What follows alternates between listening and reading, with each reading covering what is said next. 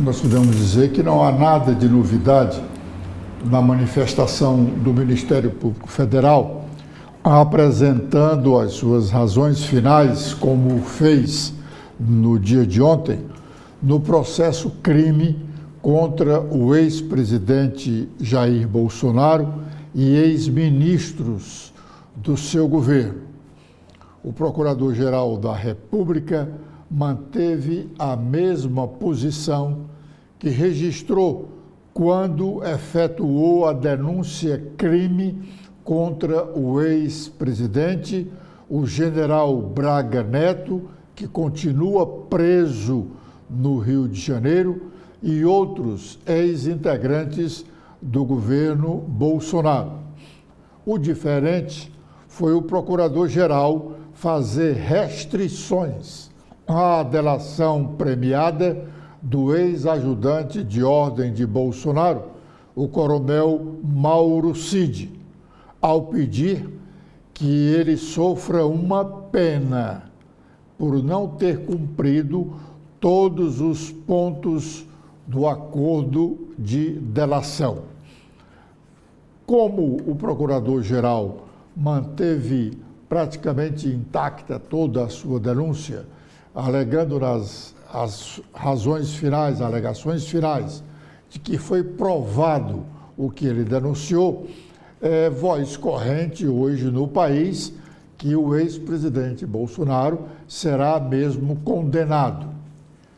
Pelos crimes arrolados pelo Ministério Público Federal, pelo Procurador-Geral da República, os crimes, as penas poderiam chegar a pouco mais de 40 anos de prisão.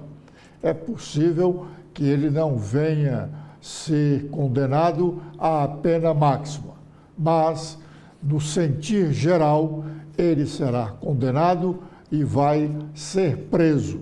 Agora, mais antecipadamente, em razão dessa manifestação do presidente dos Estados Unidos, o Trump, querendo interferir nas questões internas, sobretudo na área judicial no Brasil. Uma loucura, sem dúvida. Ainda falando dessa história de crimes, embora o nosso programa não seja um programa da área criminal, mas os políticos hoje estão cometendo tantos crimes quanto muitos marginais que temos no país inteiro.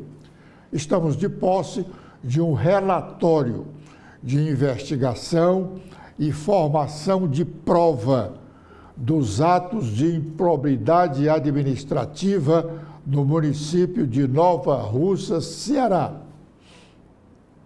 feito pelo PROCAP. É um verdadeiro libelo contra a prefeita daquele município, que é a mulher do deputado federal Júnior Mano. O Júnior Mano continua no noticiário nacional, pelas suas peripécias e, o mais precisamente, pelo desvio de recursos, de que é acusado desvio de recursos das emendas parlamentares. A última matéria foi publicada neste último fim de semana pela revista Veja. Só quem não tem se manifestado no caso do deputado federal Júnior Mano é o PSB, o seu atual partido. Nem o PSB nacional e muito menos o PSB estadual. E mais ainda, o senador Cid Gomes, que até bem pouco o queria, o Júnior Mano, como o seu substituto no Senado. Cid Gomes queria, ou ainda quer, ele diz que é homem de palavra, ainda quer Júnior Mano como candidato ao Senado, no seu lugar. Muito bem. A propósito disso, de candidato ao Senado, se Júnior Mano acabar sendo preso por ordem do ministro Gilmar Mendes, do Supremo Tribunal Federal, que foi quem autorizou a abertura de inquérito e quem decretou a busca e a apreensão. Se ele, Júnior Mano, for preso e não vier a ser candidato ao Senado, quem o senador Cid Gomes vai indicar para ser o candidato em seu lugar? Cid Gomes tem afirmado que é pessoa de palavra, que cumpre a palavra. Se for mesmo, não será candidato a um novo mandato de senador, porque ele tem reiterado que não é candidato a um novo mandato no Senado da República. E assim, quem ele vai indicar como seu substituto? Um outro Peralta, como o Júnior Mano? Ou vai buscar uma pessoa menos conhecida na área criminal? Os deputados estaduais cearenses estão gozando férias. Diga-se por dever, férias não merecidas. Eles anteciparam o encerramento do período legislativo que estava previsto para acabar depois de amanhã, dia 17. Eles anteciparam e votaram na última quinta-feira a Lei de Diretrizes Orçamentárias, que ainda não havia sido votada lá na Comissão de Orçamento do Parlamento, mas estava na pauta de votação para depois de amanhã, dia 17. O deputado Sérgio Aguiar, que é o presidente da Comissão de Orçamento, chegou a fazer um discurso no plenário da Assembleia recentemente, anunciando o calendário de votação da Lei de Diretrizes Orçamentárias. E acabou, engolido pelas artimanhas políticas, e sequer esteve no plenário da Assembleia no dia que a LDO, Lei de Diretrizes Orçamentárias, foi votada. No linguajar comum, passaram o deputado Sérgio Aguiar para trás. Eu disse que as férias não eram merecidas. As férias, esses 15 dias de férias do mês de julho dos deputados estaduais cearenses, ou que os deputados estaduais cearenses estão gozando atualmente, pelo fato de eles terem trabalhado muito pouco no primeiro semestre deste ano. Os deputados, alguns deles, a maioria, trabalhou no máximo, foi a casa no máximo 60 dias. Nós estamos contando desde o primeiro dia do mês de fevereiro, quando eles tomaram posse e, consequentemente, foram iniciados os trabalhos legislativos deste ano.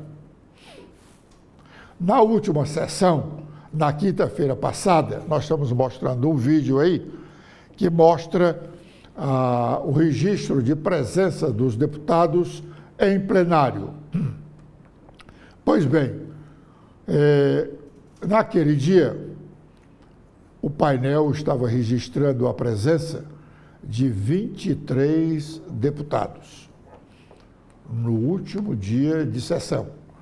Todos eles haviam sido comunicados de que na quinta-feira aconteceria a última sessão ordinária do primeiro semestre deste ano, pois lá estavam registradas as presenças de 23 deputados. E nós estamos mostrando aí no vídeo que eles não estavam no plenário. Tinha lá a presença deles.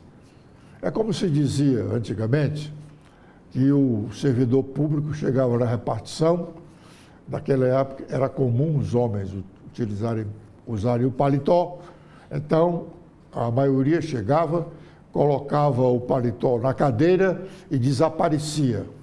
Quando alguém procurava pelo fulano, um outro chegava e dizia, não, ele está na casa, o paletó dele está aí na cadeira. Pois é o que os deputados estaduais fazem. Registram presença, mas lá não estão.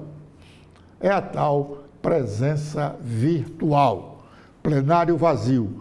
O líder do governo, o deputado, está aí, Guilherme Sampaio, estava falando para o plenário vazio. Ele está se dirigindo aí para as cadeiras vazias e um grupo de jornalistas que fica atrás desse vidro, numa sala de imprensa.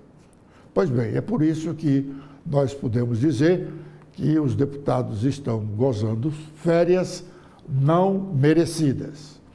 E o pior, no dia de votação, ou da votação mais importante do semestre, a Lei de Diretrizes Orçamentárias.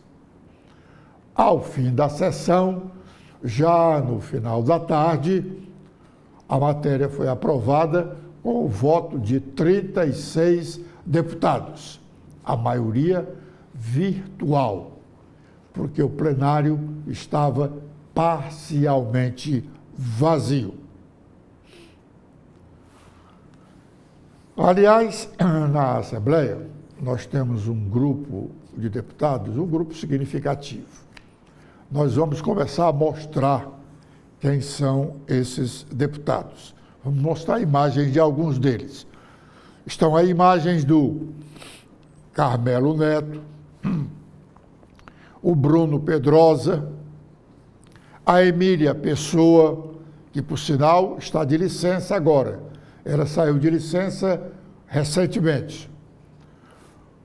A Marta Gonçalves, o Davi Raimundão, a Luana Régia e o Luiz Henrique, este que se intitula de apóstolo. Esses aí são os mais ausentes do plenário da Assembleia. Talvez visitem o plenário da casa uma vez por mês. Esses aí. Nós vamos mostrar depois alguns outros, menos faltosos do que esses, mas também muito faltosos. É bom que nós nos lembremos da imagem deles aí, do Carmelo, do Bruno, da Emília, da Marta, do Davi, da Luana e do tal apóstolo. E o pior, eles recebem mensalmente como se todos os dias estivessem trabalhando. Aliás, eles não precisam trabalhar todos os dias. Eles só precisam trabalhar 3 vezes por semana, terça, quarta e quinta-feira. E nem isso eles fazem.